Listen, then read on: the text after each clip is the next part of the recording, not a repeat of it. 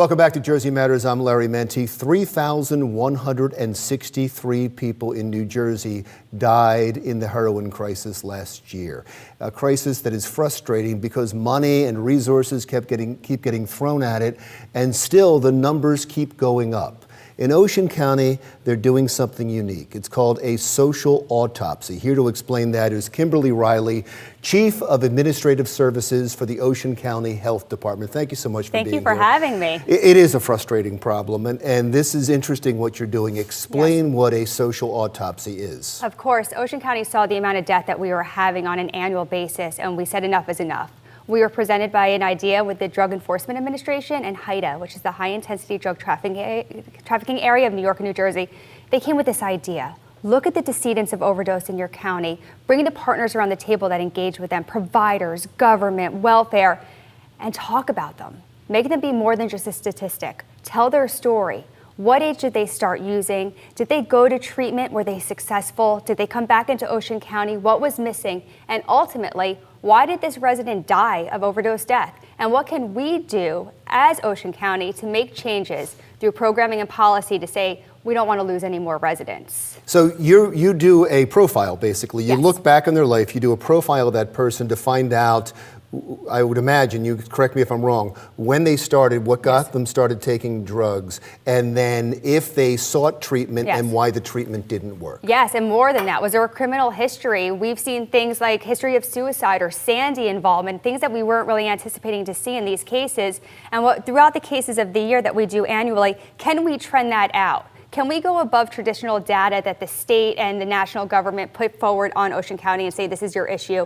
We want to take it a step further and say, no, this is what's actually happening with our residents. They did this, they engaged with probation or Superior Court, or they lost their house in Sandy, or there was a history of it with their family. And then what can we do to make a difference? So we're trying to create that profile, you're correct, in Ocean County to make change. There's a class action lawsuit right now. Several states are involved in it, taking on some of the biggest pharmaceutical companies in the country, blaming them for this problem because the narrative has been that a lot of people get hooked because they take an opioid drug and because of back problems or because of root canal, and then they get hooked. Are you finding that narrative? We're seeing overprescription. Now, granted, is that from a prescriber or maybe you got on the street because somebody's in the midst of their addiction? But we can say that pain medication and opiates that you would get from a pharmacy or doctor are prevalent on these scenes when the ME is going out. But wouldn't it be necessary now to find out how that happened? Correct, and we're doing great things in the state of New Jersey through the prescription monitoring program.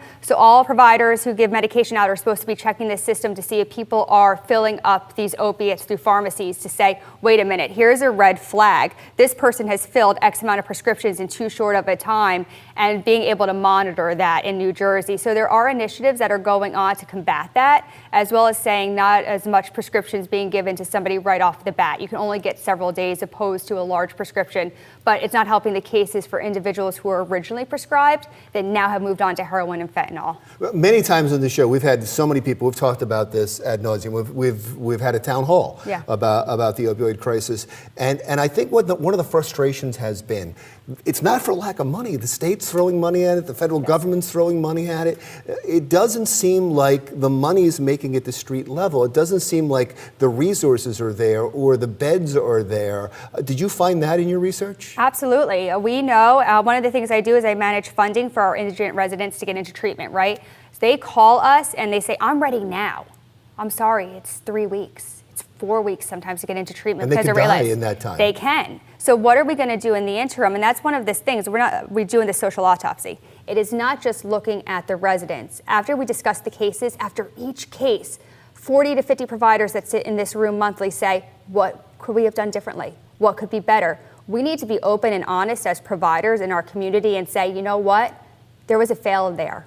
We could have done this better. We could have done more. And how are we going to do it? And my hope is through the social autopsy, and we're putting out annual reports. I mean, we're in year one, but to say, when this funding comes down, don't tell me what you want to give us. Let me tell you what I need for Ocean County, because that's the only way this is going to work, by getting to the local level, hearing the stories of the parents. What was their child like? What were the issues? And let us design programming and policy changes that work for my From residents. the ground up. Correct. From the ground up, Yep. rather than being, that's a wonderful Yes. idea. Now, I know it's continuing research. I know these Yes. social autopsies continue, but you had a report for 2018. Correct, that was the first year. So what were the headlines from that? What did you find from that? The majority of cases were linked to treatment.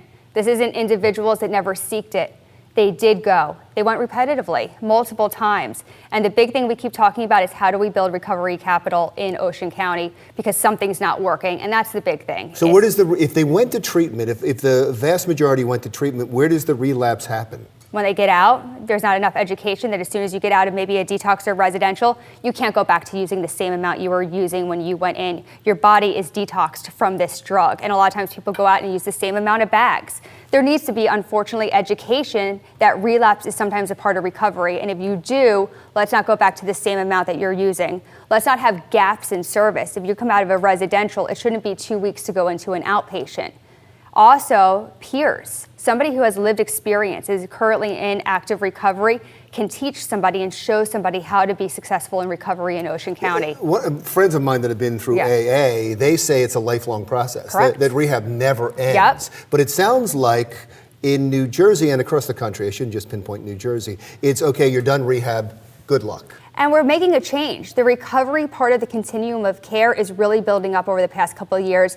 The state, the Division of Mental Health and Addiction Services, which is the state entity, is really putting a lot of money and support into recognizing that that has been lacking. And we need to make sure that our residents, when they come out, first, let's reduce stigma. You're in recovery, that's fine. Let's support you so you can maintain it. And if you think about it this way, if we make sure our residents, if they do go into inpatient, come out and can build that recovery capital, that's opening beds on the front end because they're not relapsing, it's saving dollars, and ultimately it's saving a life. And where does this go? I mean, right now it's done in Ocean County. Is it being given to the state? Does it go to the federal government? So this is completely grassroots. DEA and HIDA, which I mentioned earlier, brought this to us. We did this with no state legislation and no funding. Ocean County saw that it was our mission, our public health But it's mission. important it gets to them. Absolutely. So Ocean and Monmouth are the only two counties doing this right now. I highly encourage all counties to get involved in this process. There's so much use in hearing the local voice. Wonderful. Thank you so much. Appreciate you coming in. Of Kimberly course. Reilly is the Chief of Administrative Services for the Ocean County Health Department. Jersey Matters continues right after this. Still to come on Jersey Matters, they tax everything in New Jersey. Now they want to tax the rain? We'll explain when Jersey Matters continues.